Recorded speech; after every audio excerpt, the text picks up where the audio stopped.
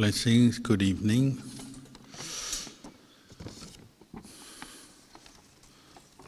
It's Tuesday night, so we have a few questions have come in.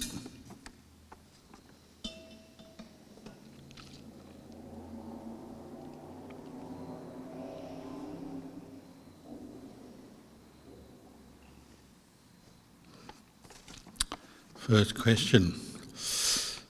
Why, when I do chanting, does my mind try to rush away and think of other things?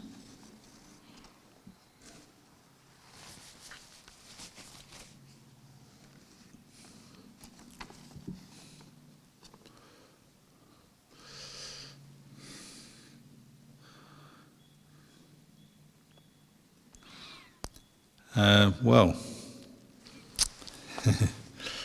the power of ignorance, conditioning, craving, conditioning, clinging, conditioning, becoming. It's what makes our mind move away all the time from the present moment. So you may have the intention to chant or put your attention on the breath or drive a car or do the washing up or anything really. But because of the power of ignorance, conditioning, craving and attachment, your mind doesn't always stay focused or aware of what its primary task or object is. It gets distracted. As we know, even chanting is a very wholesome activity. You're recollecting the Buddha, Dhamma, Sangha, the teachings of the Buddha,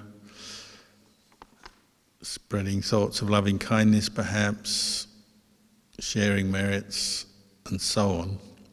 These are all very wholesome activities, but if the mind is stirred up by a particular defilement, well, it will wander away and start thinking about something completely different. That's just the normal unenlightened mind functioning. It's like that. We concentrate on something for a while and then the mind gets distracted. And in chanting, like in anything else, your main task, or first task, is to bring your attention back to what you're doing, to know what you're doing, to be aware with mindfulness, clear comprehension. And that takes effort, so you have to put effort in. So you'll notice sometimes one thing that contributes to our distracted state of mind is we feel tired. So like now we've just been chanting, it's the end of a day or towards the end of a day. Maybe you physically feel tired, mentally feel tired. And your mind has been thinking and doing many things through the day, so it's quite difficult maybe to settle down. But you can use chanting, suttas, parittas, reflections as a way to calm and concentrate your mind, to bring out mindfulness. It's a form of meditation as much as anything. Both brings you wisdom but also mindfulness when you put effort into it. But you have to accept, especially when you first start chanting, your mind may be all over the place. Maybe there's strong emotions coming up from things you've previously said or done or been involved with. Maybe the feelings in the body, feeling tired or have some pain perhaps, will distract you. So many things distract us, and our primary task is to practice letting go of that and come back to the chanting, use the chanting to bring up wholesome states such as mindfulness and maybe some wisdom as well when you remind yourself of different teachings. But sometimes it's hard work. Occasionally some people or some people some of the time, or some people, they have the experience, they resist some aspects, some rituals, some aspects, external aspects of the religion or the practice. So chanting can do that. Some people kind of have aversion come up to the words, to the action, the activity. They don't want to have to excuse me,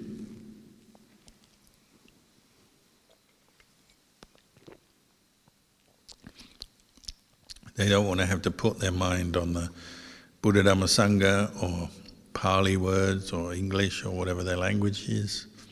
There's resistance in the mind. And that's a form of defilement. It can be stubbornness, tiredness. We might say boredom, but probably it's more a desire for something else. You want to do something else, so you're not willing to put your attention on the chanting. Occasionally it's even the goodness of the objects of what you're chanting about, like the Buddha, the Dhamma, the Sangha, wholesome states of mind that you're aspiring to or thinking of, actually bring up aversion, because it reminds you that you're not enlightened, you're not that pure, you're not that good. And sometimes that in itself pushes us away from those pure objects. Sometimes it's jealousy or kind of competitiveness. Sometimes it's just self-aversion. There's a few different reactions that can come up when you chant.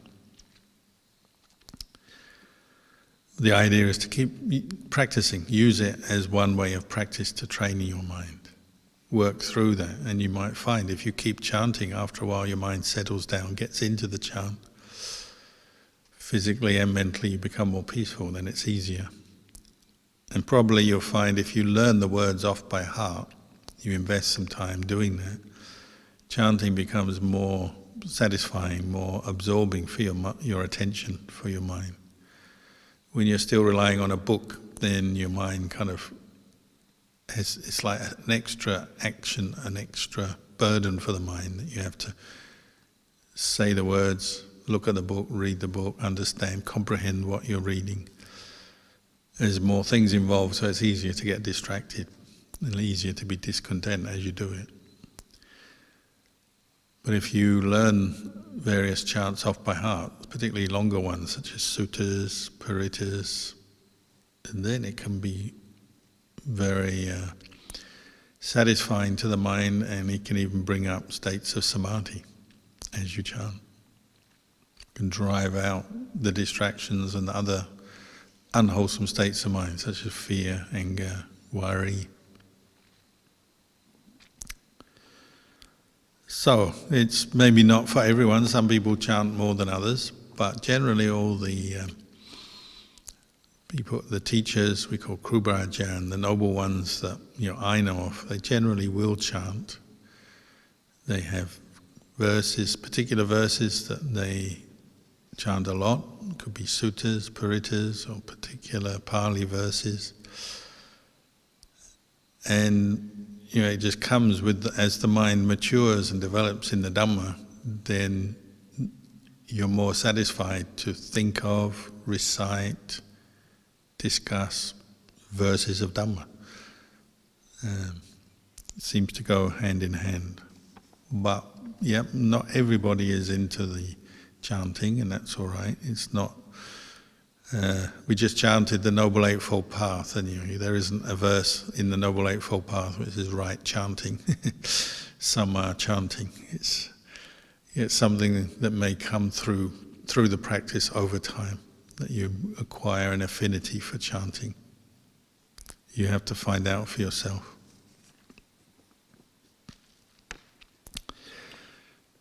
Dear Luang Por, thank you for the teachings. During meditation, I am aware there's not much thought, but why is the mind still moving? When I opened my eyes and went back into my meditation, the movement felt different than before.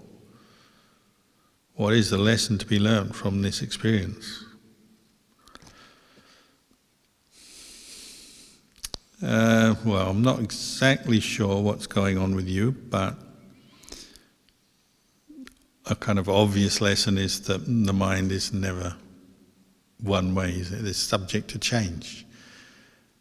Thoughts come and go, sometimes more, sometimes less, sometimes wholesome, sometimes unwholesome. sense contact is constantly changing, so the sense stimulation, seeing, hearing, tasting, smelling, touching is constantly changing, and your mind is putting its attention on one sense after another. So everything is subject to change. Nothing is certain. And maybe out of all that you can see that the mind, moments of consciousness arise and pass away. There's separate moments of consciousness. One moment focusing on the breath, so you're knowing the breath, the sensation, the feeling of the breath going in and out perhaps. Then you're distracted by a sound perhaps, and so the mind goes to the sound. Then there's maybe a sensation somewhere else in the body, so you come away from the breathing, the feeling of the breath, to that sensation or pain or itch or whatever in the body. Then there may be an urge to open the eyes. Maybe you hear something, you want to look, or maybe just out of the power of past conditioning, habit, you just forget the breath from lapse of mindfulness and you open your eyes, start looking. So this is going on all the time, and part of the practice is becoming patient with the different stimulation and learning to ignore it. Develop more mindfulness on an object such as the breath and ignoring everything else. And you learn to develop more continuous mindfulness, strengthen your mindfulness through practice. And you have to also remind yourself with wisdom, what's going on, why you're doing, what the aim is. Remind yourself what the instructions are. And sometimes you give yourself instructions as you're meditating. Maybe there's an urge to open your eyes and start looking at something. If the situation doesn't seem life-threatening, and most of the time it's not, well, you might remind yourself, no need to look. Just go back to the breath. Or you hear a sound. You may say something that helps you to detach and let go of that sound. So, it's just a sound. It's just sound coming to the ear.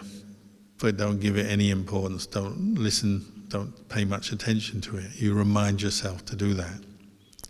So sometimes you just remind yourself in a simple way to let go. Let go of the sound, the sight, or the urge to look, the urge to listen. So you have to also practice patience. So you remind yourself to be patient. Be patient with the restless mind. And so on. You have to find skillful ways to arouse energy, effort in the practice. Give yourself some skillful instruction when there are distractions and obstacles coming up. And perhaps when mindfulness improves, you start to feel more relaxed. You'll find you can let go of all the other things, the other distractions more easily.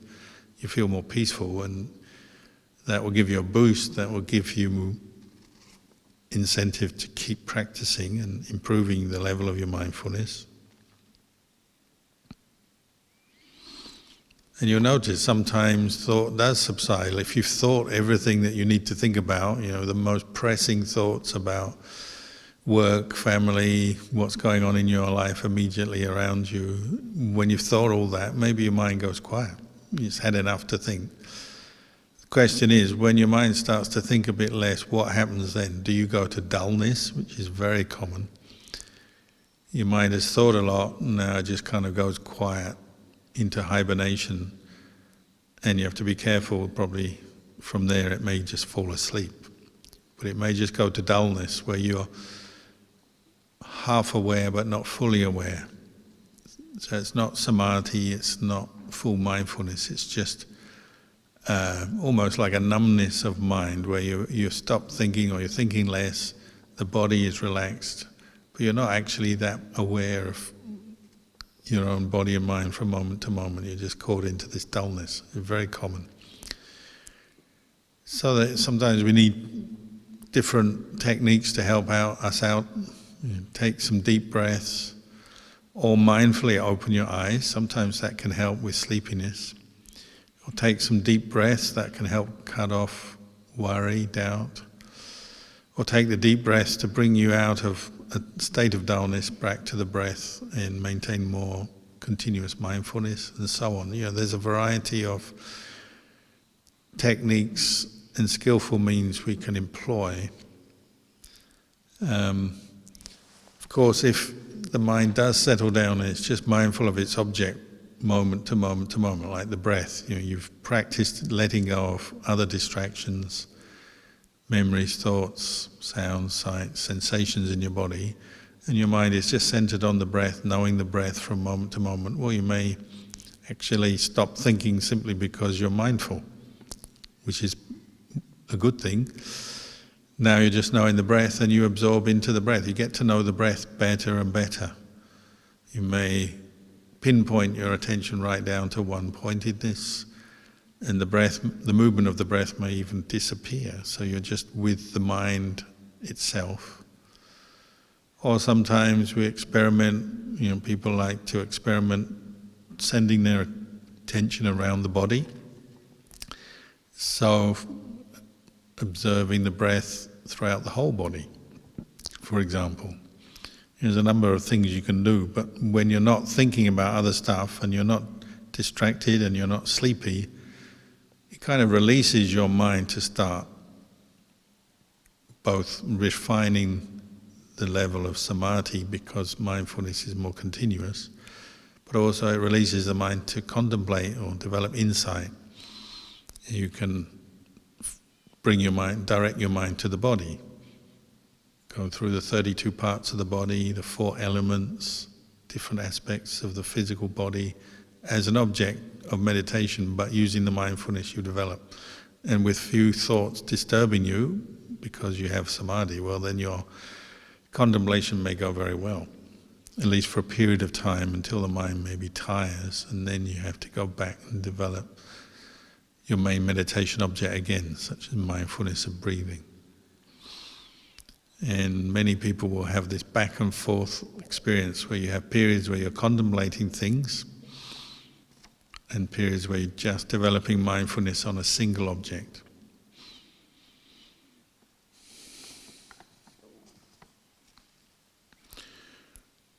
Question. Luang Por, how is it possible to reach a point where no more karma is made and no more birth and death is experienced? Well, that sounds like you're describing Nirvana, the summit, the goal of the practice. So how is it possible? Well, by applying effort to cultivating the Noble Eightfold Path and developing penetrating insight into the Four Noble Truths, and abandoning all ignorance, craving, clinging, becoming.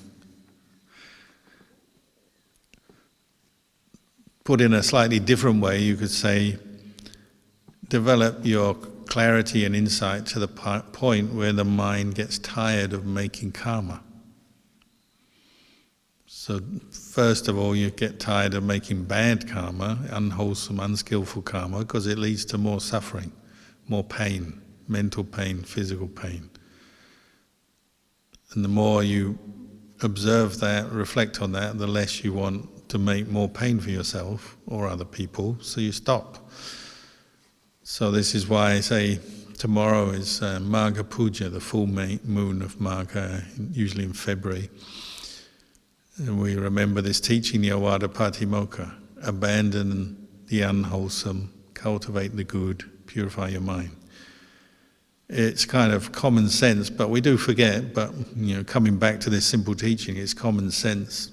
Abandon the unwholesome first, because it's painful to act through body, speech or mind out of greed, anger, delusion, leads you to hurt yourself, hurt others. It's painful. And we don't like pain and suffering, so stop. You abandon the unwholesome kinds of karma first. And generally you're cultivating good karma, which helps to abandon the unwholesome karma, but is also a skill in itself. It's a knowledge, a practice you do, and you get better at it, more used to it. But as you develop wholesome karma, you also notice and observe probably that there can be still a subtle sense of self and attachment forming around the good karma we make and the fruits of the good karma, the pleasant states of mind, the happiness of not hurting others or oneself. The more subtle kinds of happiness that comes through the practice can still be a basis for attachment and can still be a kind of a basis for more birth and death, more karma. So, simply speaking, you could say we attach to the practice of the precepts, and it's a basis for more birth in more refined states of being, heaven realms, Brahma realms. We attach to samadhi, and that can be a basis for attachment to more birth in heaven realms, Brahma realms. Insight, wisdom, panya, generally is what finally cuts off the round of birth and death, because you're seeing everything as impermanent, unsatisfactory, not self. Even the higher kinds of happiness that come from developing sila and samadhi, states of peace, these things have to be contemplated. The happiness of samadhi is still impermanent, not self. It's not me, not mine, not myself. You have to observe the subtle conceit, subtle sense of self that still forms around practicing the Dhamma, keeping precepts, meditating, learning the Dhamma, listening to the Dhamma, attachment to the path of practice with a sense of self. It can still be a subtle conceit. So if first of all, we have no choice. We have to listen to the Dhamma and learn some of this Dhamma.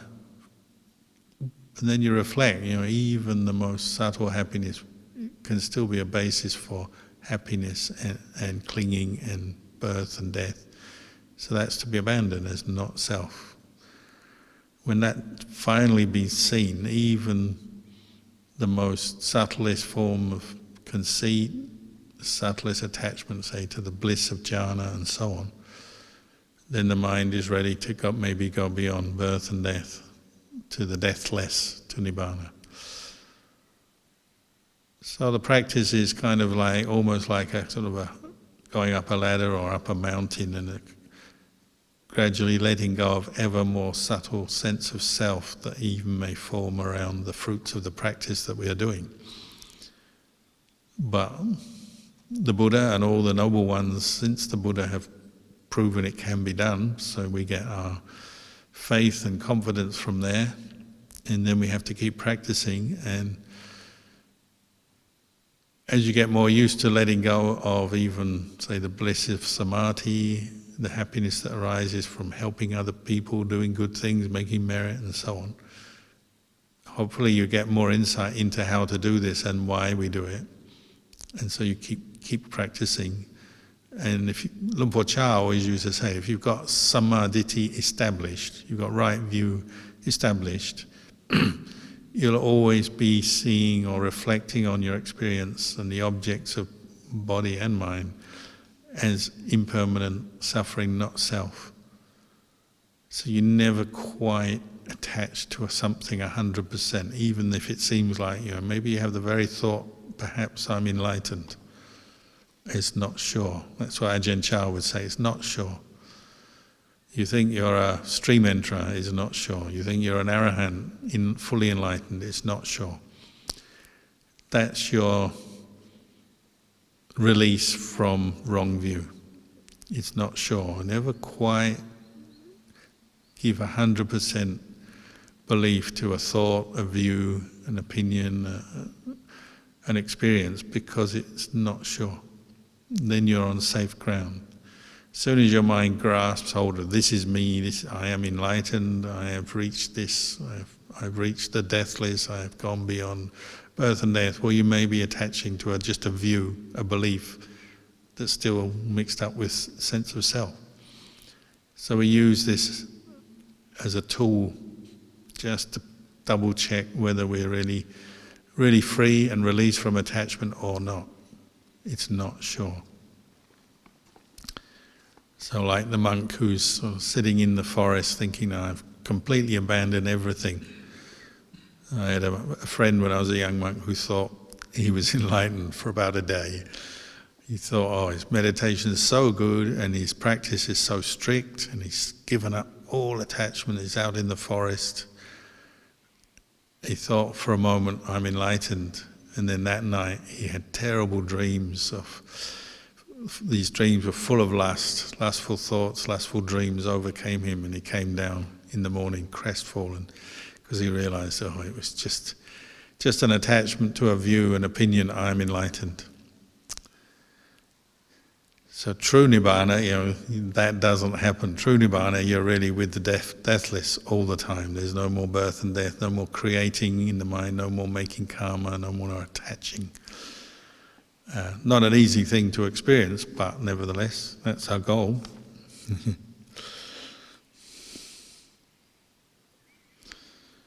Next question. How was it possible for Venerable Anuruddha to follow the mind of the Buddha in the moments just before he entered parinibbana? So Venerable Anuruddha was one of the leading disciples, students of the Buddha, a monk. Parinibbana means the death of a Buddha. We don't say the Buddha dies. We say the Buddha enters parinibbana. So what it really means is the death, the ending of the body, the khandhas stop, and the mind enters into Nibbana, so no more birth, no more death. So related a bit to the last question. So how is it possible Anuruddha could follow the mind of the Buddha? Well, that's quite a common question. How could someone who's not a Buddha know the mind of a Buddha? Well, we don't know that Anuruddha knew the mind of the Buddha, but he may have known some aspects of the mind of the Buddha, perhaps, because he's a student of the Buddha. But this question probably arises out of the knowledge that Venerable Anuruddha is considered, in the time of the Buddha, he was considered to be the foremost in developing what we call the divine eye, the Tipa Chakku. So we have the ordinary eye, physical eye, and then the Dipa Chakku is the divine eye that arises as a well-practiced psychic power coming from samadhi, from jhana. So Venerable Anuruddha practiced that and eventually mastered that. And so he was very good at meditation, and particularly at knowing things like seeing beings in other realms, knowing the minds of other practitioners. The sort of thing many new meditators dream of. I want to read minds, I want to know beings in other realms. Most people kind of dream of that, would like to have that as their party trick. But we're talking about here, Venerable Anuruddha, who is the real deal. He practiced for many, many lifetimes. He aspired to this and was good at it. Nevertheless, he still had his own obstacles in his practice. He ordained, if I remember, in the batch of some of the Buddha's relatives, cousins, uncles, nephews, who ordained together out of the palace, like Venerable Ananda. They came together and ordained. So he came from a good background, Venerable Anuruddha, but he went off to practice meditation, and he took longer than some of the other monks to become enlightened because he wanted to practice developing his psychic powers. And sometimes for meditators, even skilled meditators, they might have to make choices. So his choice was to put time into developing this divine eye, to know the minds of others, to know the beings in other realms, see them, know them, rather than putting effort into his vipassana practice. So he took a bit longer to become enlightened, and he actually had a few times when his friends, fellow monks, had to remind him, we're meditating and practicing for Nibbana, not to just develop psychic powers. That's considered like a secondary goal that can even be an interruption to the main goal, which is attaining Nibbana and cutting off all attachment to the sense of self. So on one occasion, I think it was Venerable Sariputta went and warned Anuruddha, who was a very well-developed meditator, had master of the jhanas and had this divine eye. It wasn't that he was no good in his practice. He was already very, very good. But he had a very subtle conceit based around his skill with jhana and the psychic powers and other aspects of his practice as well. He was one who had great contentment in his practice. He was content with little. He didn't want a lot of things, requisites, nice accommodation, nice robes, nice food. He's one who practiced contentment with little, simplicity, because he was so focused on his meditation. But he still had a subtle conceit forming around his jhana and his skill with psychic powers, and Sariputta knew this. Sariputta was very wise, very perceptive monk, so he went and taught him to give up this conceit, subtle sense of self. So that was one of the factors that led to Anuruddha becoming enlightened. But having become enlightened, he still had these psychic powers, so he used them to teach others and to help the Sangha. So sometimes he would talk about beings in other realms, tell people, if someone dies, where they're reborn, what kind of karma they had done, good and bad, where they were reborn as a result of that karma, both to boost people's faith in the law of karma and be more aware of their own karma, partly because sometimes people misunderstood. Maybe they thought someone had done something good when they'd done something bad, and so on. So he used his psychic powers to teach, and that included sometimes even commenting on other arahants, other well-practiced monks, telling the other monks who weren't so well-practiced where a particular monk was at, whether they were enlightened or not, or what skill they had in jhana, and so on. And if this even stretched to the Buddha, because his mind was so pure, he's an arahant now, Anuruddha's an arahant. When the Buddha was passing away, the Buddha did something that many of the arahants do, they say he entered first jhana, withdrew, entered second jhana, withdrew, entered third jhana, entered fourth jhana. It's like both to purify his own body and mind, his own khandhas at that time, just before he died, but also to display, perhaps for the benefit of other beings, they can still do it. Even as he's dying, his body is breaking up, he's very old, probably in great pain because he's dying, but he can still enter the jhanas skillfully at will. And that's like the kind of one of the things that people aspire to practice, to be able to enter jhana at will, and not just first jhana but up to fourth jhana. So it has a practical effect on the body and mind, the purifying of the khandhas, because the khandhas, particularly the body, even though the Buddha is fully enlightened, his body is still a human body, and he just wants to purify them with the power of jhana. But also he's displaying his skill with jhana, and Anuruddha was like commentating on that for the benefit of the rest of the Sangha. He was witnessing it because he could. He had the divine eye. He was skilled. And then the Buddha enters parinibbana, he leaves his body, and Anuruddha can now say, oh, the Buddha has entered parinibbana, meaning he's passed away. So they know, oh, now he's dead. Because I would imagine at that point, many of his students would be in doubt. They go, is the Buddha dead or not? Has he gone or not? Is he still here or not?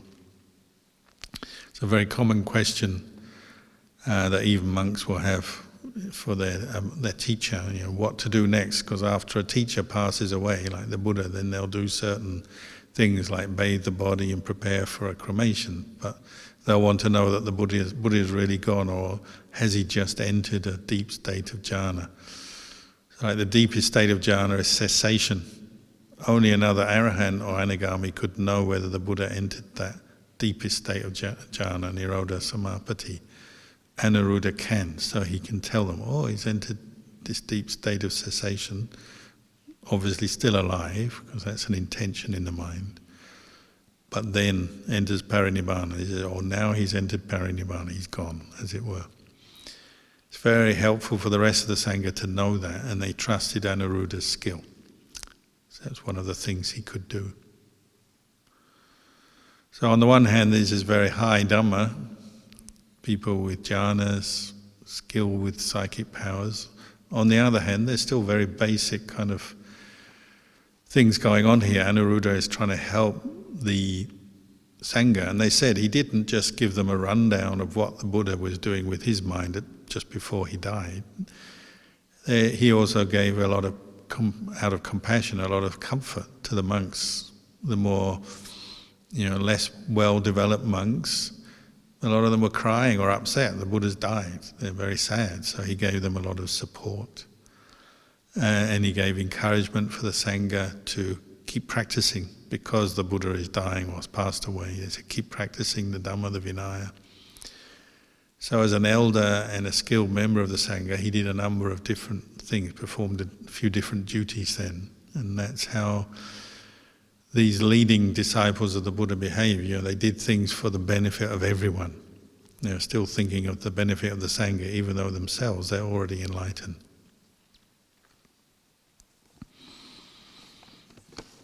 So maybe I'll leave you with that last question tonight, and we can meet again on another occasion.